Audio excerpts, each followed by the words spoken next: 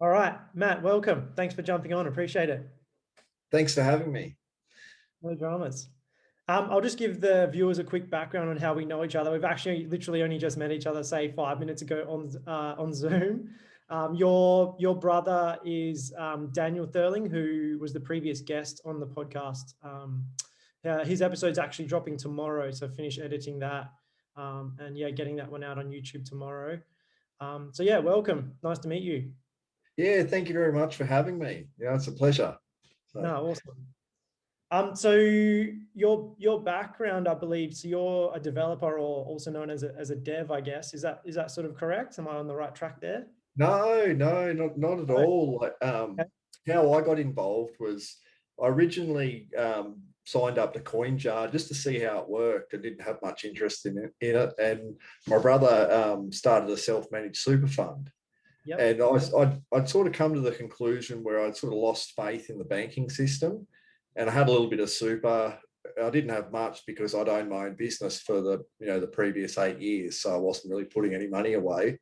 So I figured, better give it to him and just test my luck on that than have someone just eat away at the fees, because like in my mind I was really disenchanted. I didn't think by the time I got to 65 that money would exist, Yep. like, or at least very little of it. So um, I didn't know much about it. I sort of just jumped in, didn't think about it too much until I started to I did a law subject which talked about blockchain technology, and then I saw the actual rationale behind using something such as Bitcoin, because to me it was just a way of exchanging money, and I didn't really see a true purpose for it until I sort of had it explained to me, and I was like, oh, there's a hell of a lot of potential there. So Yeah.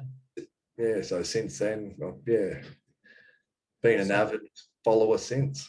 So Yeah, it's obviously so you and Daniel, I guess, without disclosing too much info, are you part of the same super fund that's invested money, and obviously you've had a pretty good return on your investment since creating the super fund itself. yeah, so it was he was sort of the so he initiated it all and sort of brought me on board, and I said, yeah, I'm fine with it because yeah, as I said, like I was pretty much over the banking system, which I think a lot of people are these days. That trust has just sort of it's there's not a lot of it around at the moment. So I think everyone's looking for a different avenue.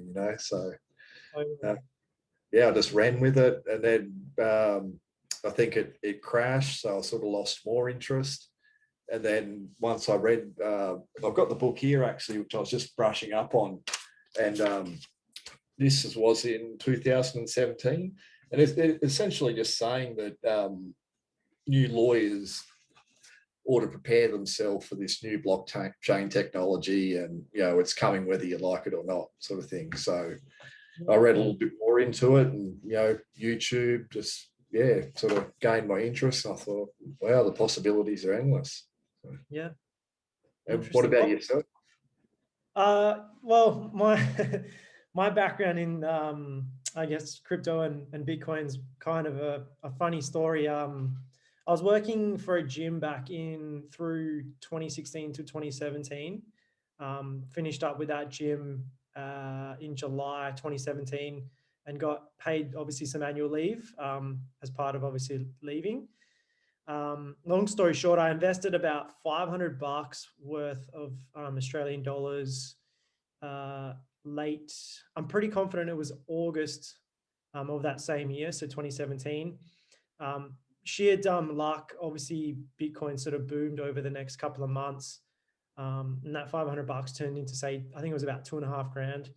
And at the time, I was pretty just adamant I wasn't going back to working for somebody or working full time for a little while. So I ended up just living off the money for a couple of months, which was nice. At the time, myself and a good friend of mine who Daniel also knows as well, Adam Jarks, we started a Jiu-Jitsu academy. So we were sort of busy, kind of, I guess, doing some groundwork for that. Um, and then, yeah, I guess sort of fast forwarded to like maybe I think it was mid 2018, started working for another gym. I was a personal trainer. I met a gentleman who was basically a developer, I guess. So he'd worked on a few different projects, you know, coding for, I guess different projects. Can't really name any of them, but he's worked with some relatively high profile people, John McAfee being one of them, which might not be a great name to chuck out there, but anyway. Oh, okay. I think the reference in your last podcast was that if Bitcoin didn't reach $1 million, he'd eat his own dick. That was it. I couldn't think of or cut it off or something like that, like outrageous. That's exactly the guy I'm talking about. John McAfee. He's interesting character. I've never met him, but he's always in the spotlight for making outrageous comments like that. But anyway, the gentleman, I currently work for, I met, I was basically his personal trainer, to be honest with you. And we just got chatting, obviously, as we do. I trained him for about 12 months. I then kind of left that gym, but we stayed in touch. And then, so it was about a year ago, we sort of like started talking again and whatever. And he was sort of interested in maybe doing some sessions. I was working full time, ironically, at a bank at the time. So to be honest, I didn't really have much time to train him, but we just, you know, kept chatting and talking or whatever. 6 months went by, and then come sort of November 2020, he just sort of randomly called me out of the blue one day. He was having some issues with a company he was sort of starting. Basically, he needed some advice on some KYC sort of stuff, which KYC is just like the acronym for Know Your Customer, which most or all international banks have to abide by, I guess. It's some kind of legislation where you have to obviously identify your customer. So I sort of started helping him a little bit with that. And then he just literally out of the blue offered me a job working for him. And long story short, like part of that transaction was like I got paid up front for a year's worth of work. And part of that transaction was in Bitcoin. So I guess that's my little background in the crypto space, I guess. Oh, great story. So and so you've got your own gym too, your own BJJ gym, or do you train with Adam? So me and Adam own an academy called Vaynerchuk Jiu Jitsu.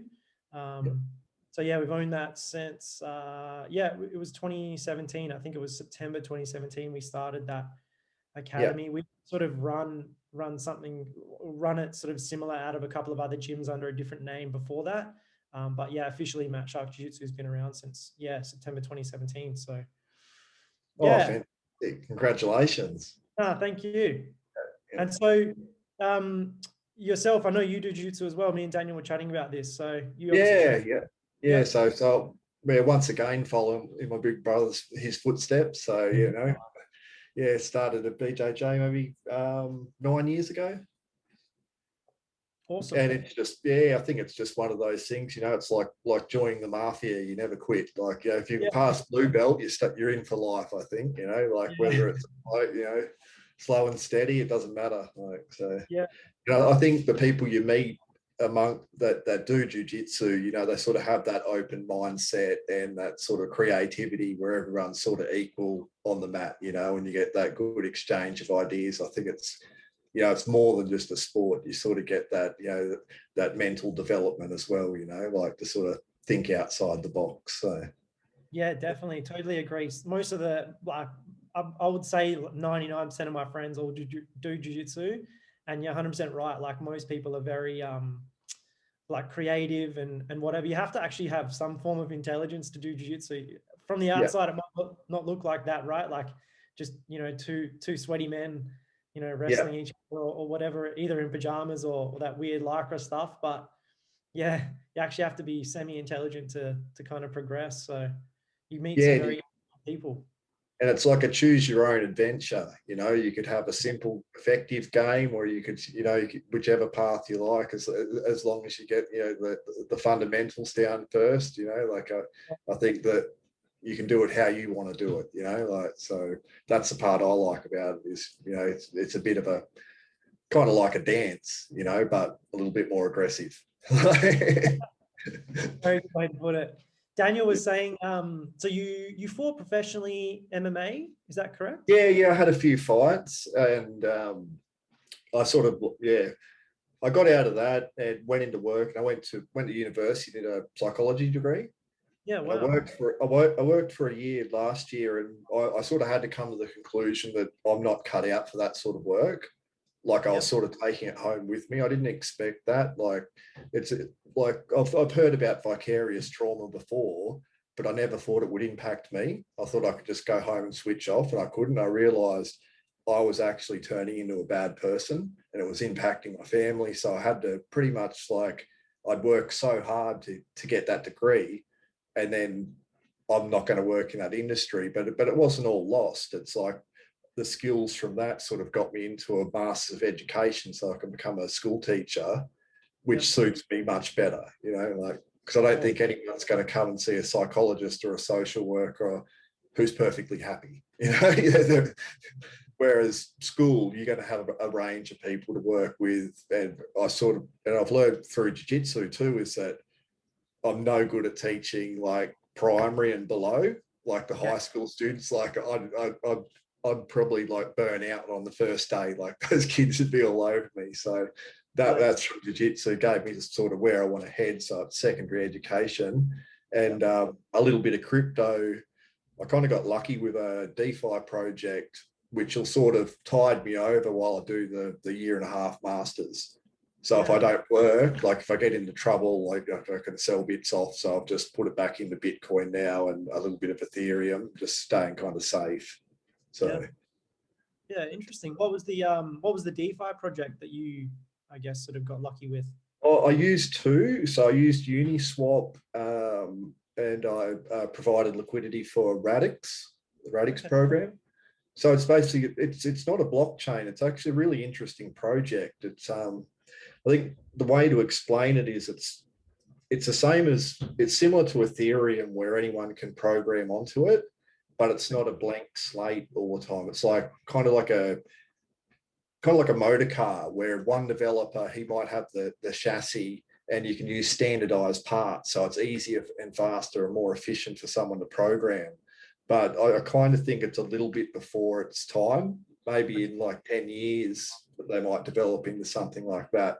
And I think if a programmer comes up with something like interesting, like say a new design for a wheel or whatever, you know, this is a car analogy, he'll get royalties from other programmers that use it. So the rewards are really good. So there's, on their website, they've got a sort of a structure of how you'll be rewarded over time, like by providing liquidity, but I haven't heard too much about it lately.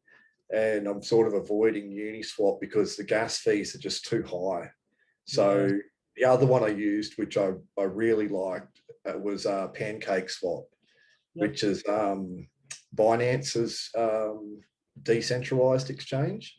And basically you can just add it to your MetaMask wallet as an extension, and it's fast. The gas fees are minimal in comparison to Ethereum gas fees, and it was basically it was a combination of BNB and cake, which is what I was farming. So that turned out quite well. So the API was quite high, and so were the rewards. So BNB's just sort of, you know, it's broken all-time highs quite regularly over the past, say, 2 weeks, but I think it's currently trading at about $50 US, roughly, give or take.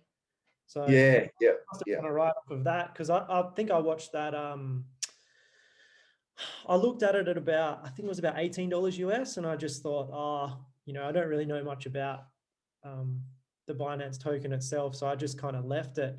But you know, in hindsight, it's obviously it's doubled itself and a little bit more. So I probably should have jumped on, but it's good to hear someone that actually got in. Did you get in quite early on Binance, the token itself? I did, and if I had stayed in another 2 weeks, it probably would have yielded me another 20K, because it doubled, like the cake price doubled, like.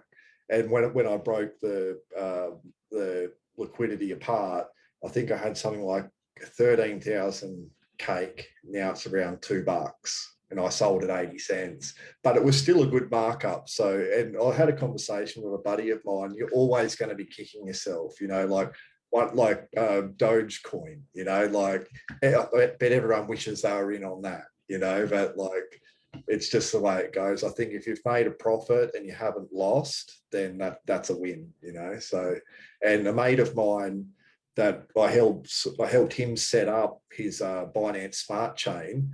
He actually held, what was that? The token on the one that the hedge fund managers lost a lot on recently. Oh, GameStop. GameStop. Yeah. Guy, so he's still in on the Pancake Swap. So he's still like, he's made like good money off that.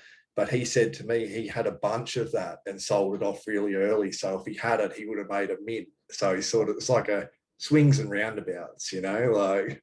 Yeah, So yeah. hopefully you can make a win if you lose somewhere else. Like, and that wasn't really a loss for him. Like, he made money, but he could have made exponentially more.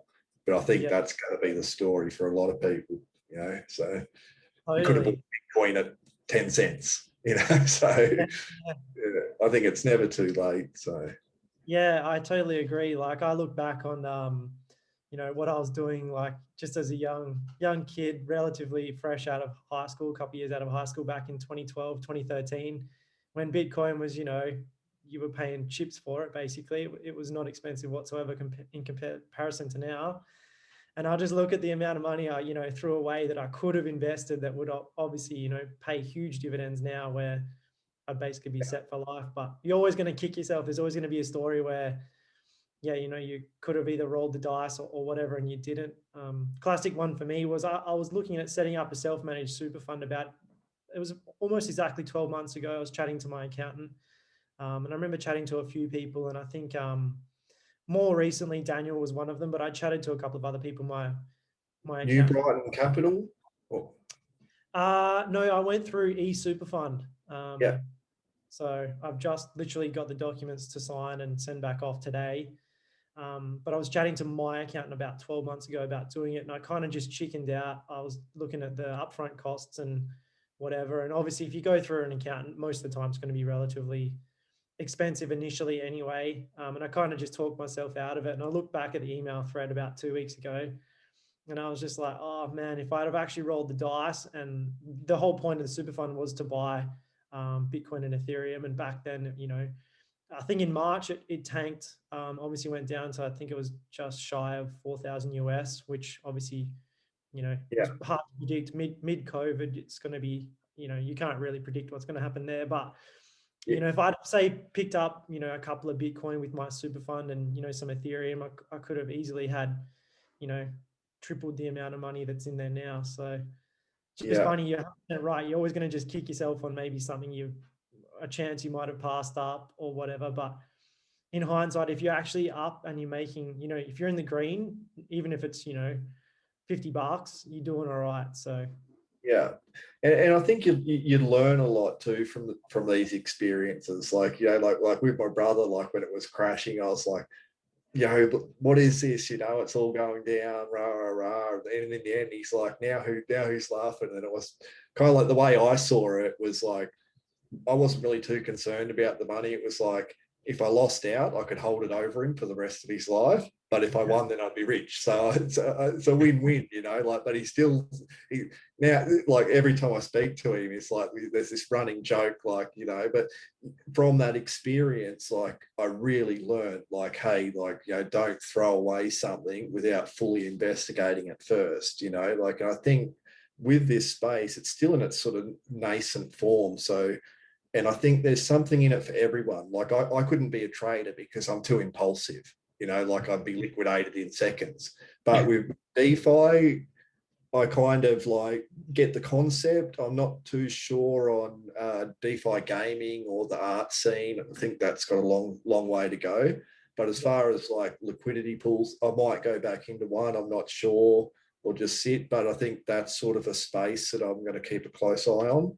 Yep. And also I believe the banks, I think they're keen to get onto it, but at the same time not, because I think their activities are going to become transparent as well as the customers, like, and I think that's one of the fears, like, because they're like, back to this textbook. They've been working on it for years, trying like a consortium of banks of like, how are we going to do this? And they were right into Ripple or XRP and trying to sort of monopolize it, but they've sort of struggled all the way. But once they jump on, it's kind of like a double-edged sword for them. Once it's going to improve efficiency and save them money, but at the same time, agencies can get a clearer idea of what they're actually doing behind the scenes. Yeah.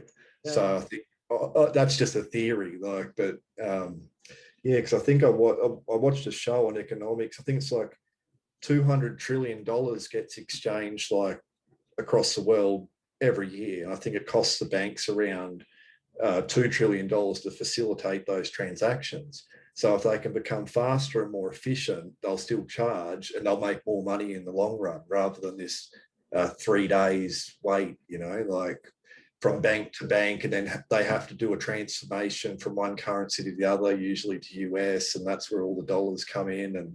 And I think this will, you know, be cost effective, save them money, but I think on the other side is they might get exposed for some of their activities, because I'm not a big fan of the banks, like, but yeah.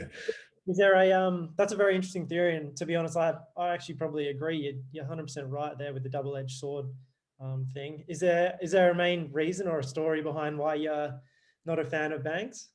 Oh, irresponsible. But see, and this is quite ironic too, is because I've benefited from their irresponsible lending, you know, like, and seen how, like, not checking people's credentials, like, you know, getting into business loans and stuff with like avenues where they're assisting you to do the wrong thing. And I'm like, yeah, I don't really mind if you put that down, because, you know, I want the money, and they've always got their money back, but it wasn't exactly right. Then they wonder why you have these financial crashes, you know. And if it's true capitalism, I don't believe in bailouts. I think once you're done, you're out, you know, like, and everyone has that opportunity, whereas, you know, the taxpayer comes in and, you know, bails out the banks. I don't think that's right. I think once you're done, you're done, you know, and whoever survives.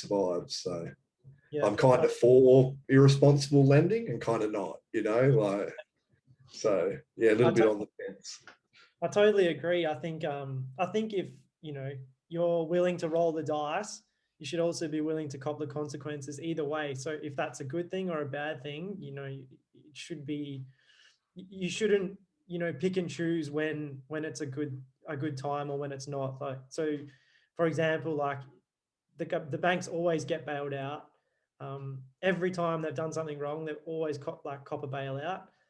Not only just here, but obviously in the US, more so in the US. But anyway, you know, if they're willing to do some of the stuff that they are, like to roll the dice, you know, with irresponsible lending and stuff like that, and then it obviously comes back to bite them in the ass. I don't feel like they should, you know, be able to, you know, hold their hands out to say, hey, can we have some help? We mucked up. We're really sorry.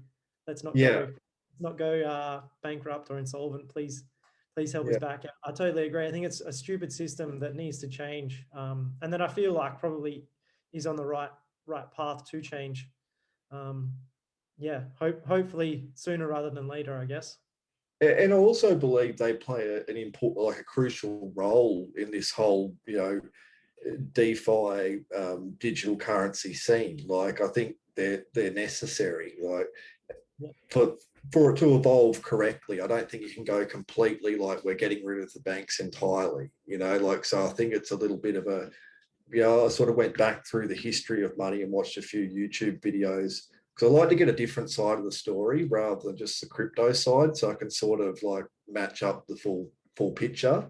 So this sort of activity has been going on for centuries, since they were printing coins. You know, people were coming up with scams, you know, like they had these like basically ancient like receipts, like the first ever receipts, and people were replicating them and coming to the bank, and like, you know, so I think this has been going on, and I think this is sort of an evolution in the banking system, you know, as well as having a decentralized part as well. So yeah. I think you're right. The truth's usually always somewhere in the middle, I think. And I think for that to happen, you know, it's going to have to go not completely decentralized, but obviously not completely back in the bank's favor either. There's going to be some form of middle ground that I think we all kind of stumble upon. Yeah, because you have to pull your money out from somewhere, you know, Yeah, like what.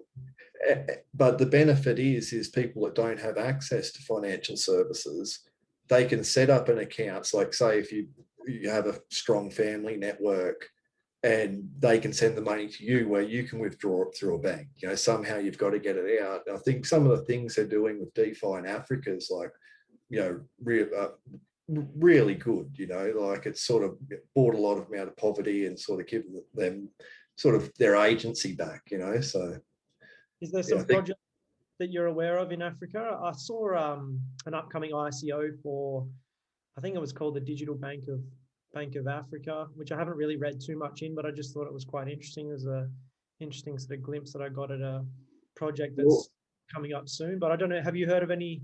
There's a documentary where they've been following it for, I think, for 5.5 years. And wow. There's a few of them on Amazon Prime. So I watched those, and they're educating people on crypto scams and Bitcoin and how they can sort of, you know, become independent and, you know, get their autonomy back. And they're actually like paying their electricity bill via Bitcoin and using solar power and sort of running their own Wi-Fi network all off cryptocurrencies.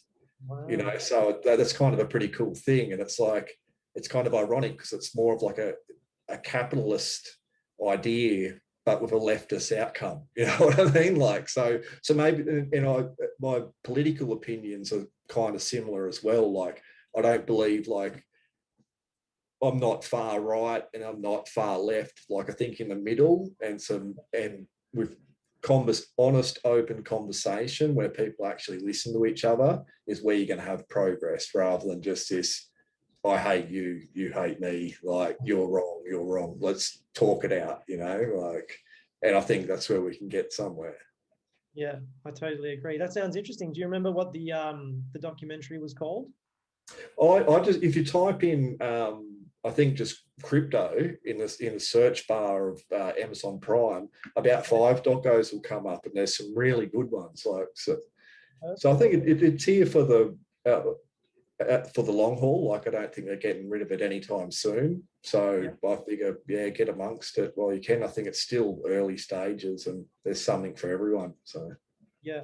I totally agree. I get like, you know, 2 or 3 inboxes a week I post a lot of memes on my social media, like mostly crypto related. So I know I'm very annoying, but I get a lot of people DMing me and inboxing me saying, oh, is it too late to buy? Or what's your thoughts? Blah, blah, blah.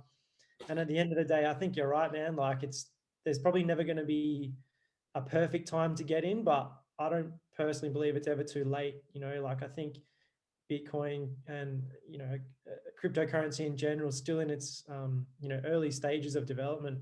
So I feel like it could potentially, obviously, you know, get a lot bigger. Of course, things could change in a year or two's time and maybe nothing happens or Bitcoin goes back down to zero. I highly doubt that it happened. It's obviously a possibility, but yeah, I truly believe that there's probably no perfect time to get into the market, but yeah, just getting in is probably a good step, I reckon. At least rolling the dice and hopefully being on the right part of history, I think, is probably a good way to look at things.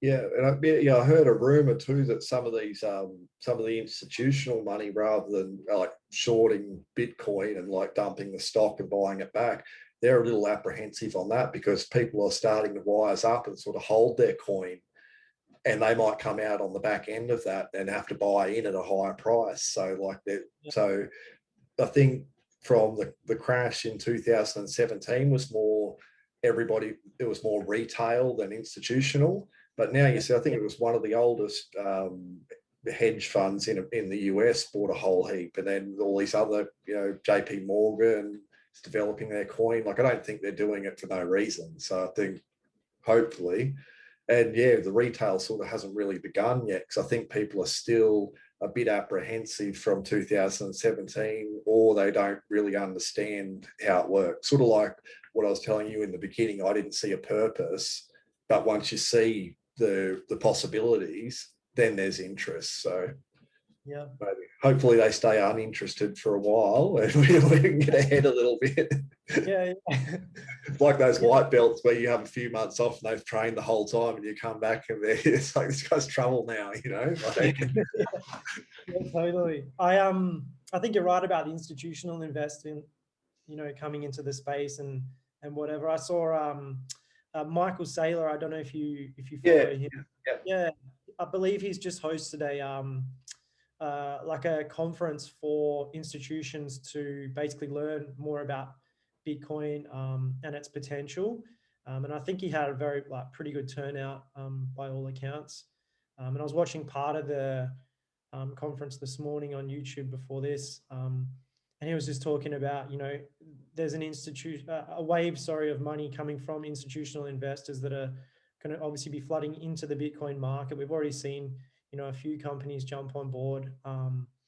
So I think once that starts to happen, people are going to go, oh, maybe some of the retail customers I'm talking about now, who are maybe a bit apprehensive or whatever, but they're going to sort of start to see like, oh, maybe it actually is a legitimate thing and whatever. It's not a scam or what have you. And they're also going to jump in. So I feel like it's going to probably have like almost like I don't know, two-pronged attack where more retail customers jump on board, pushing the price of Bitcoin up, yeah. as well as becoming more and more, mainstream, as well as institutional investors helping that out by, legitimizing it as well. So be interesting to see what happens over I think this next year, 2021 is going to be very interesting for the Bitcoin crypto space.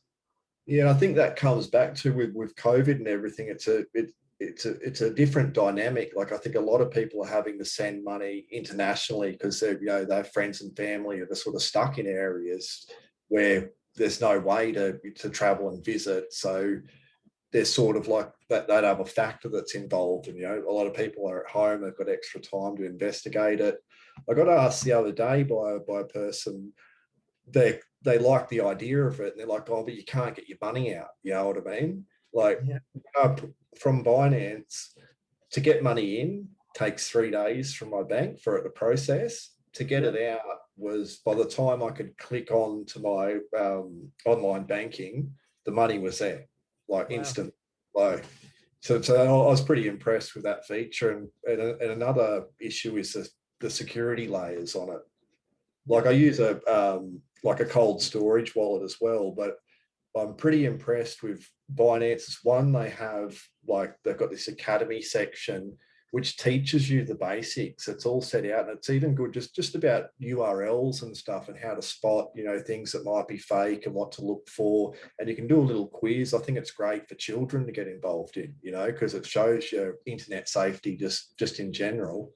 And plus, like comparing that to my bank, it's just tenfold better. Like that, you've got an anti-phishing code on your emails. So I do get spam emails from Binance, but it doesn't have my anti-phishing code on it, so you can instantly dismiss it rather than have to go through it with a fine-tooth comb and go, is this real or what?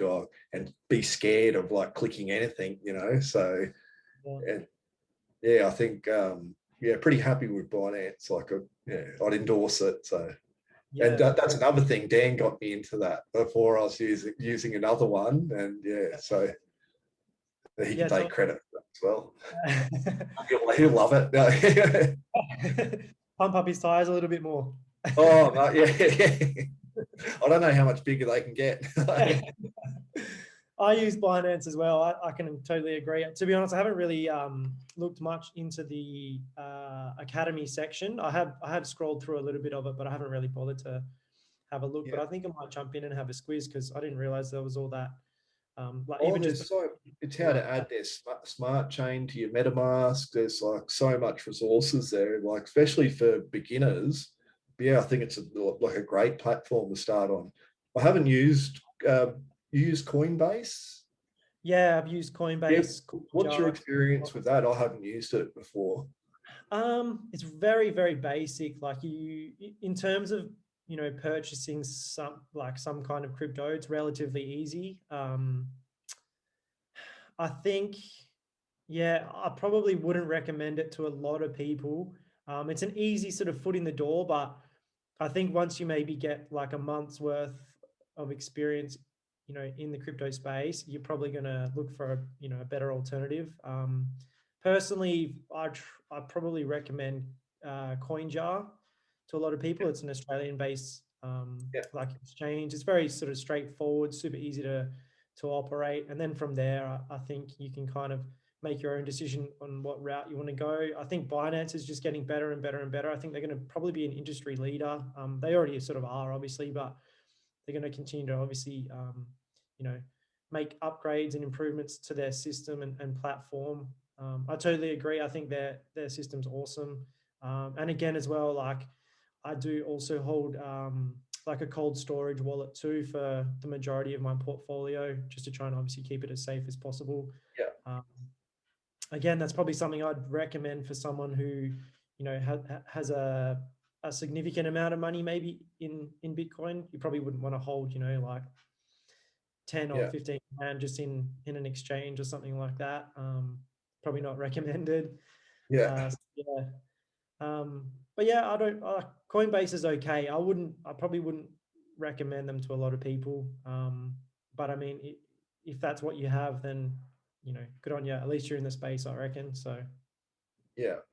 And there's plenty of content on YouTube too that you can watch. Like I follow a few different guys. I really like that Box Mining.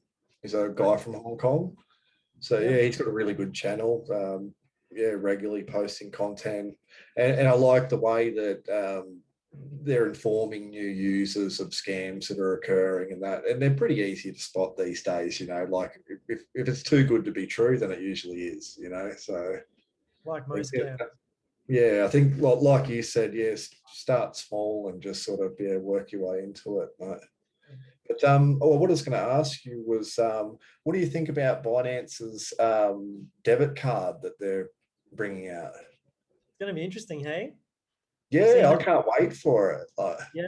Are you going to jump on board? Like, do you reckon you'll apply for they one? basically told me to stop asking them. Like it's coming past 100 times. Like because That's so I believe you can pick which asset you want to use, and like so I don't know how that works with our system, but I just want to I just love to try out new things, like just for the yeah, curiosity of it. So, yeah, but right. apparently, yeah. Sorry, I didn't realize you could choose what currency or what asset was going to obviously be on the card. That's interesting.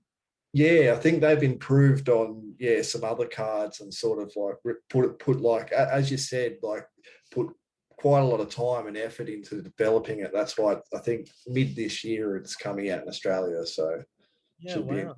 I'll give it a whirl anyway. Just can't hurt. So Yeah, definitely. And it's a good point as well. Like it's good to maybe, just try new stuff and whatever and just try it out and experience it. I think you probably get more out of that than, sitting on the fence and trying to figure out like, oh, is it a good idea or not? It's probably better to just like something like that anyway. That's quite simple. Just jump on, test it out for yourself, see how it goes, yeah, and then go from there. I think um, Binance is, yeah, probably going to be. I don't know. I don't know if it currently is, but I definitely feel like it's on the way to becoming the most popular exchange. And they're just doing things like, um, like you said with the debit card, and they're introducing new, like a lot of liquidity pools and stuff like that. That's quite interesting. I know it's relatively difficult as a project to get listed on Binance as well. I was part of a project that was, looking at potentially doing that at one stage, and I know that it was quite difficult to get on there. So they're obviously very stringent in terms of their security, obviously both for the user, but also like they, make you jump through hoops if you're a project that you want to actually list on Binance as well. yeah. So it's going to be an interesting space. Have you had much experience with other exchanges or stuff like that?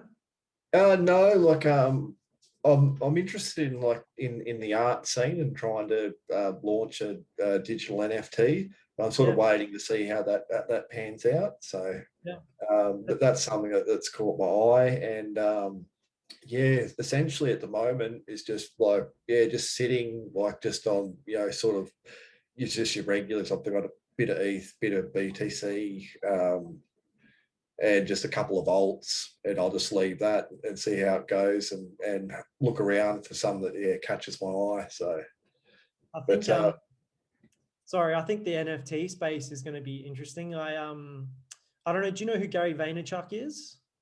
No. Okay, so he's like he's probably the go-to social media guru of the last, say, 10 years. He owns a huge company in the US. It's all social media based. He's got a massive following on pretty much all social media. And I was watching a YouTube, sorry, not YouTube, an Instagram reel of him yesterday. It was actually, which he got, like just a stupid amount of views and thousands and thousands of comments and likes and stuff like that on it. But about 10 or 15 seconds of the video was him talking about NFTs and saying, watch that space. That's going to be huge in years to come. So, hey, look, you're also into, you were saying, sorry, was it liquidity, like providing and mining and stuff like that? Yeah. So liquidity pools. Yeah. Yeah. What do you know about that, to be honest? I don't they're really quite tricky. So like if you think about it, like say 10,000 rupiah is $1 Australian, right? That's a linear transformation. Whereas it's a little bit more trickier. Than there always needs to be a 50-50. Like say you had like a DAI ETH pool, it always has to have 50-50 of each. So if the price of ETH goes up, if people buy it, or it goes up on, say, Coinbase and it's on Uniswap, there's these, I think the automated market makers then get a discount to purchase that Ethereum to top up the pool, so it remains at 50-50. So they use the DAI portion, so you can actually lose out on it. And they all operate differently. That's why they give you the incentives, like 3% of every purchase goes amongst all the providers. Plus, like, you'll see rewards, and they all do it differently to try and balance the equation. But when you go into it, you'll have to have, like, with mine, it was 50% BNB, 50% cake. And so if people buy a whole heap of cake, that pushes the price of cake up, and that has to be replaced. And the idea behind it is that it mitigates slippage, essentially. And people can make up money on that by buying those assets at a cheaper rate. Yeah, okay. A bit of a mouthful, but I think that's what you got to be prepared for, is that you could lose out. And it's one of the reasons I chose BNB and Cake, because Cake is their DeFi project, like that's their sole thing, and it was pretty steady. I watched it for a while, so it wasn't fluctuating, like it wasn't as volatile as, say, BTC.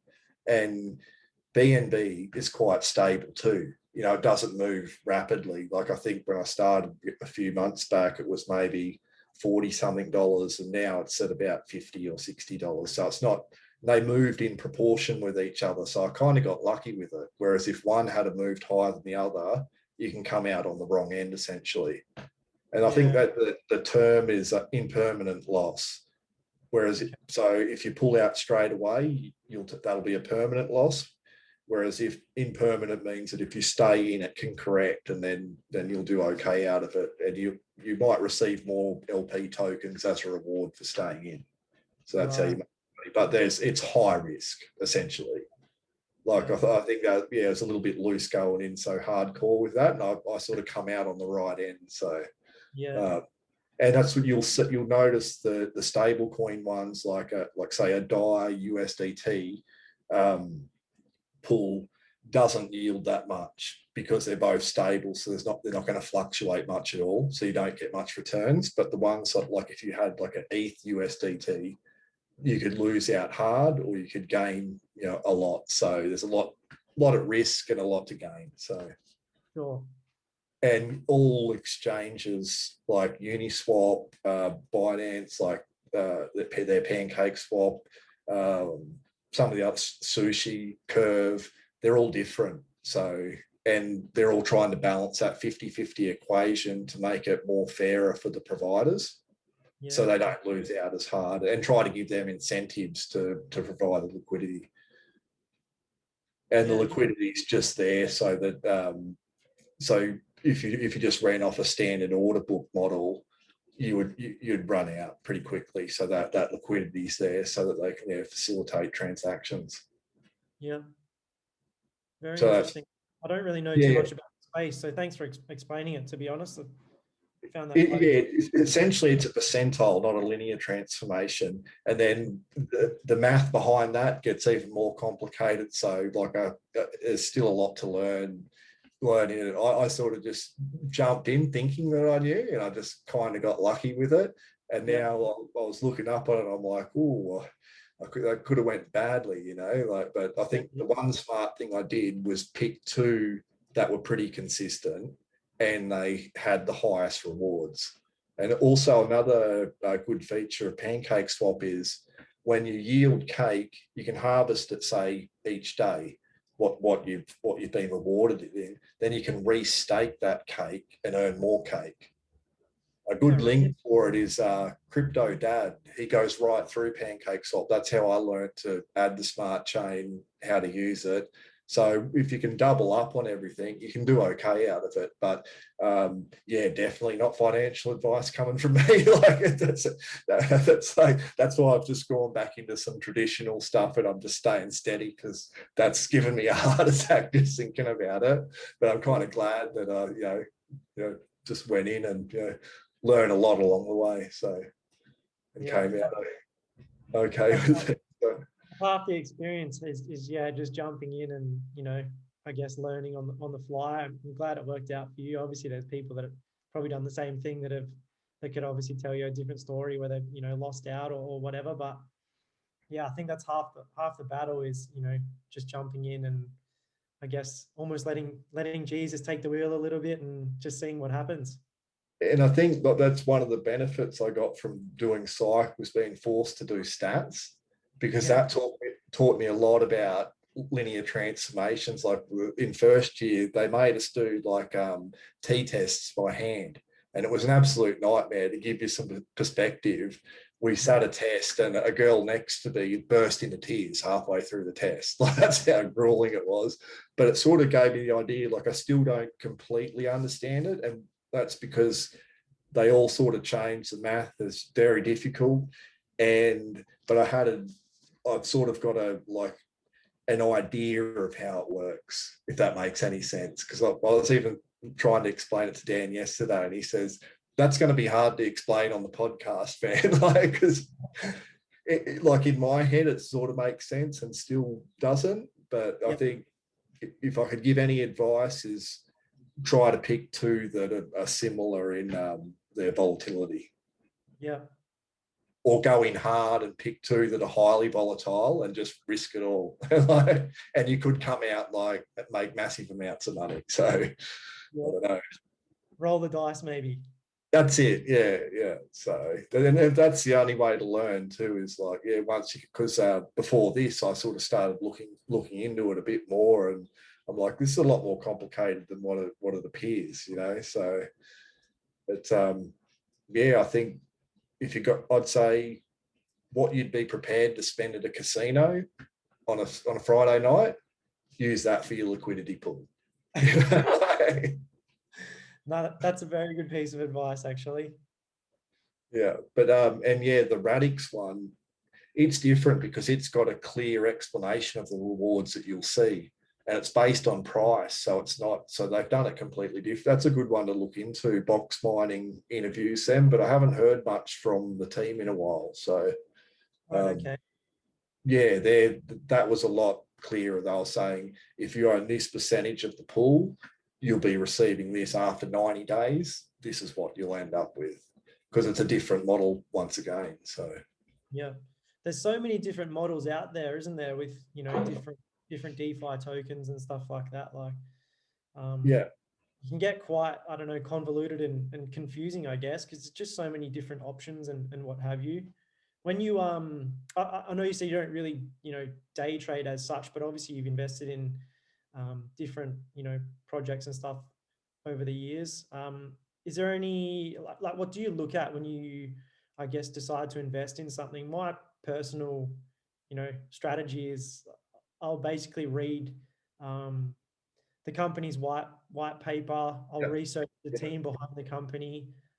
If the idea clicks with me and I kind of understand what problem they're trying to solve, I guess, and I kind of like it, then I might dabble a couple hundred US dollars, probably no more than say $500 US, in the company itself. But what do you sort of look at when you're potentially looking to invest in something? Yeah, exactly that. Read the white paper. Yep. Also, people's own experience, like tips and user friendly. Like that's another thing I like about Binance. It's user friendly, and also search around on the net and sort of try to find out as much info as you can on the projects and sort of get to the bottom of it. But I think the crucial part is the white paper.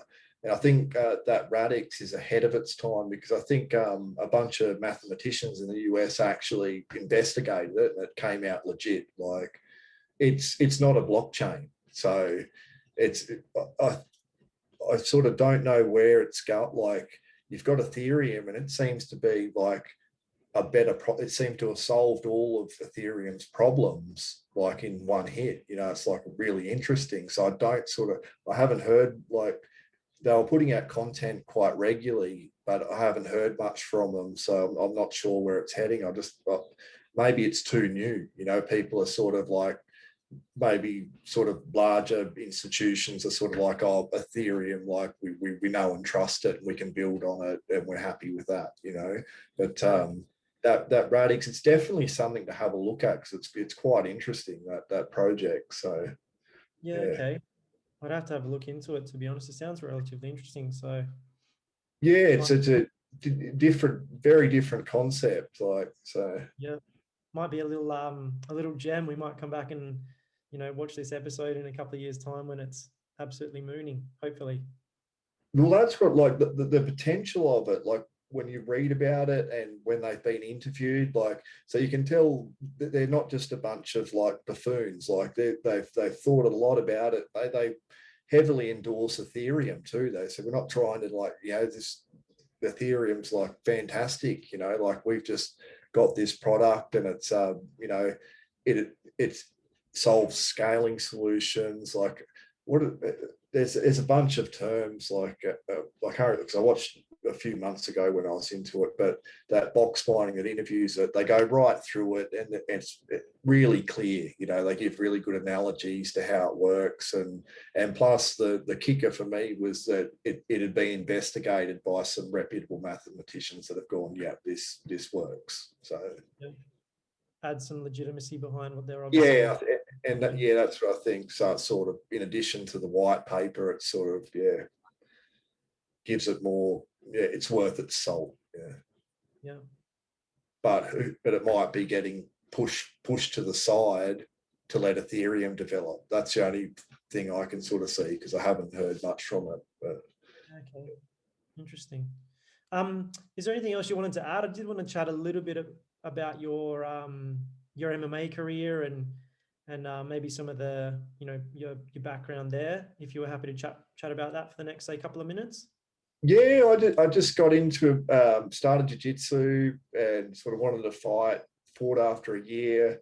Had a couple of losses. Like one was a split decision where I think I lost one. It was on the guy's home turf, like, and that was a weird experience, man. Like, because normally you fight, you have a corner, and I'm in Cairns. This was in Moranbah, which is, I think, around 11 hours drive, right? And I got to the stage where no one could come down with me, and there was a bit of a dispute amongst the gym owners, and I rang the guy, and like I didn't really know much about like fighting or whatever. I said, am I still okay to go on the show? And he's like, fuck yeah, if you can get down here, man, that's some like balls. Like, and I'm like, okay, yeah, I'll come down. Like, I'm quite timid and apprehensive, and and so I just got in my car and I drove, and like the whole way I was just telling myself, like, Matt, you've got a fantastic excuse to get out of this. Just turn the fucking car around and go home, man. Just go home. Like, you know, like it's not. And I just kept driving, and I was like, I had the air cons off, and I was cutting weight in the car. I was wearing jumpers and like just going, and I turned up, and like, you know, the guy, like, he was like an intimidating dude too, shredded. Like, and I met a guy. He'd had a few fights, and like we made friends, and he sort of talked me through it that whole day, man. I was just that nervous, and you know, backstage, like it was just like I was having these like weird. I forgot to put my groin guard in. That's how nervous I was, and I thought it's too late to go back, so I just said, "Yep," got it. Like went up there, and when I got in there, it was fine. Like I took a couple of hard hits in the beginning, but my ground game was strong. Like he was from a boxing background, and I was a white belt, but I was at blue belt level. I got it straight after the fight. So all I did was just control the ground game for, you know, the 3 rounds, and turned out to be a split decision. But I was just happy to do it. Like it was one of the, like probably the most memorable moment of my life. Like, you know, Yeah. Part maybe my son being born, I should throw that in there. But yeah, I'm so glad I did it, because every ounce of my being told me like, you can get out of this, you know, like, and it's really weird because backstage, like everything's just like, you just want to run, man. Like, but once those doors open, it was like, didn't even hear the walkout song. That's how nervous I was. But in the cage, it was pretty cool, you know. And some guys from Mma MMA, they cornered me, so they sort of took me under their wing and like cornered me through the fight. So I made a few good relationships, and you know, it was just, yeah, it was a good experience. So That's awesome. and then yeah, had a couple more, and yeah, just so nothing special. Yeah, just a couple of fights. So, and it was just something that I wanted to do just to prove to myself that I could do it. And now it's just BJJ's. The goal is just, you know, do that for the rest of my life, because I think it's a really leveling sport, you know. Definitely. It'll always keep you honest, you know. So yeah. I've never competed MMA. Always a bit too scared, to be honest. I think maybe one day I might jump in, but not for a little while, just to experience it, like you've kind of said. I've competed in jiu-jitsu quite a lot. Have you competed jiu-jitsu as well? yeah, so I competed a lot, like as a white belt, like had some success at the Australian titles. And once again, like, see, I don't mean to, but I'm having to give this guy shout outs, and I don't like it. I went over to the WA state titles. So I'd won a few comps here, and I was thinking I was red hot 3 months in, white belt, like going to go to the WA state titles, going to win that, like, you know, because I hadn't really lost. And I went over there. The first match, like I got the takedown, the 2 points, and then I just rushed the pass, got like turned, and then took my back, choked me out. That was, and then I went in the open weight division and got like a little guy. I think you might know him, Pablo. Someone, like and he triangle choked me. And like, so I just like go all this way and just got demolished basically. And then, but I watched my brother, and like, he was just laying and praying. He was just playing a lazy game, you know, like, and just instant takedown, using that wrestling skill, like, and just remaining calm, getting the pass, getting the points, and winning the match, you know. And like, I just sort of adopted that sort of style, and did pretty well as a white belt. Like, I got third at these Australian titles, and yeah, I competed in Thailand. Yeah, awesome. Yeah, when there was a comp over there, because I've trained there.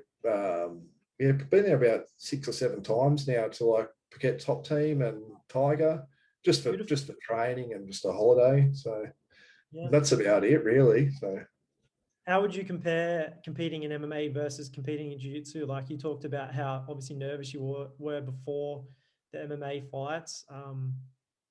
Did you obviously experience something similar in jiu-jitsu, or was it a little bit different, knowing that, you know, you're not going to get your head smashed in if something was to go wrong in a jiu-jitsu tournament? You know, you can always just basically tap out. But what was the experience comparing both of those? was your mind is completely erratic before you go out. Like, I was thinking things like, I hope I don't get caught perving on the ring girls. I don't even know where that comes. You know what I mean? Like, it's weird. And I'd sort of spoken to guys like pro fighters at Paquette Top Team and sort of asked them about there. And one guy, he was like a wrestler, and I think he was fighting grown men at 16. And his vision was, I just hope my dad comes around the corner, pulls the car up, says, son, get in, we're going home. You know, like, your mind starts making up these things, and it's like a real fight and flight thing. Like, you actually think you're going to die, you know, like, and then something happens. Like, once that cage door opens and locks, it all sort of disappears, you know, from even when you start to walk out. It's kind of strange. Like, jiu-jitsu, the nerves are completely there. Like, I get nervous if I was having a running race, you know, but this one's like, it was kind of like, I don't really like to even use the term, like a spiritual experience, you know, like, it was something like you're facing death, you know, like, it was, for me anyway, man, like, I thought it's all over, like, groin guard, who cares, man, I'm dead. Like, and yeah, so, and yeah, as I said, like, it's one of the most memorable moments, you know. I think that's how they determine the difference between a delusion and a vision, is like, or a spiritual experience. A delusion is something that sort of adversely affects your life, whereas like a vision or something like you know, some kind of form of enlightenment or something, is something that enhances your life without sending you crazy. But they're very similar, you know. One just has negative effects, one has positive effects, you know. At the end, I didn't care about the fight. It was just something, you know, happened, like, that I didn't think I was capable of. So Yeah. yeah, Very interesting. so I got to hand it to the guys that do it all the time, because yeah, it's a rough road, that one, you know. So I could imagine, hey, you have to sort of have, you know, there's something not quite right, I reckon, within each professional fighter's brain that's sort of, you know, slightly different to, you know, the average Joe everyday person, I reckon. There's got to be something going on where it's just like, I don't know, they've got yeah, slightly different, where they just kind of, I don't know, a little bit more crazy than most people. yeah, I think John Danaher said it best. He said you got to have some deep demons in you just to walk through those doors to start training. You know, like, who would want to do this? Even for jiu-jitsu, it's like, it's a punishing, hard sport, you know, but you get the benefits, is like, you know, are incredible. Like, Yeah. so yeah, I think it's one of those things that people that do it as a profession, man, you got to hand it to them. And I don't think it's anything you can really explain until you've had that experience. I think with jiu-jitsu matches, very similar, you know, like the nerves and that, just a little bit more of a bit of a higher level, but then the subsequent fights, you're okay with it, you know. So, but the That's first one, it's like, Yeah, jiu-jitsu is weird like that. Hey, I feel like every tournament I've competed in, I've competed quite regularly, I would say, but every tournament I've competed in, the first match is always the hardest by a country mile, because you know, you're not just battling against the guy on the other side of the map, but your brain is just doing some weird shit where you're 100% right. Like, most of the time I'll have to go to the bathroom like 5, 6, 7 times before I even jump on the mat for that first bout. And each time I go in there, I spend, you know, 5 minutes or so just sitting down, like chilling out, trying to like calm myself down, because obviously anxiety is just, you know, going nuts and whatever. And I've tried a few different things, like listening to my favorite track on repeat for a couple of minutes before, which I've found helps at the moment. But it's funny, just the voices in your head, like they try and come up with funny excuses. Like, you know, I think one of them was like, oh, you know, I forgot my favorite bloody pair of jocks or whatever one time. yeah, And I was just like, you know, I could just make up any excuse, like, oh yeah, you know, my neck's a bit sore, like maybe I shouldn't do this or whatever. And like one of the times I remember the division was quite big. It was a round robin tournament. And you know, I think there was 6 or 7 guys in the no-gi part of the tournament, and we all basically fought each other. And I didn't do. I think I finished somewhere in the middle. I can't 100% remember, but I was absolutely cooked afterwards, and I was just like, man, I can't physically, I can't even put the gi on to like I couldn't even like wrap my belt if I wanted to compete in the gi that same day. Wow. Yeah. Yeah. But just decided to do it anyway. I just jumped in and like ended up doing quite well. But it's just funny, like you almost, you know, talk yourself out of it before you even jump on the mats, and that's like half the battle, I Yeah, reckon. it's Like, kind of like a protective mechanism, you know. It's like it's really weird. Like I know people that have like a generalized anxiety disorders. Like one of the things is like exposure therapy, they call it. So they like slowly introduce you to whatever it is you most fear. And the thing is like you don't get less afraid of the thing. You get braver, which is like two completely different things. And I guess if you think of it in jiu-jitsu terms, you get more experience. So the nerves are always going to be there, but your experience is what's going to go, oh, well, I can get myself through, like I can deal with these feelings and emotions. And I think it's a really good thing to get you to face up to those things on a regular basis. You're exposed to reality, you know, like, so yeah, I think that's why, yeah, it's such a good sport to get into. I think any kind of martial arts in general, I guess. yeah, totally agree. Couldn't agree more, to be honest. Hey, look, that's probably about an hour and 20 minutes. Is there anything else you wanted to add or talk about? No, that's fine. It's been a good conversation. It's been a pleasure to meet you too, and yeah, hear about your experiences too. So, Yeah. yeah, I look forward to watching some more of them. So, No, thank you. I honestly appreciate your time as well today. And thanks, obviously, once again, we'll pump up his tires, but thanks again to Dan for to obviously hooking us up and obviously getting this to happen today. So much yeah, appreciated. he's a good guy, and like I even like I watched your podcast yesterday, and you know, like that guy, like everyone seems to have a similar mindset, you know. So it's like it's a good little community project, I think. So it's awesome that you're doing it. So yeah, thanks very much for it. No, thank you. Appreciate that. Great feedback. Thanks very much, Matt. No problem at all, mate. Take care, eh? You too. Take care. See ya. See ya.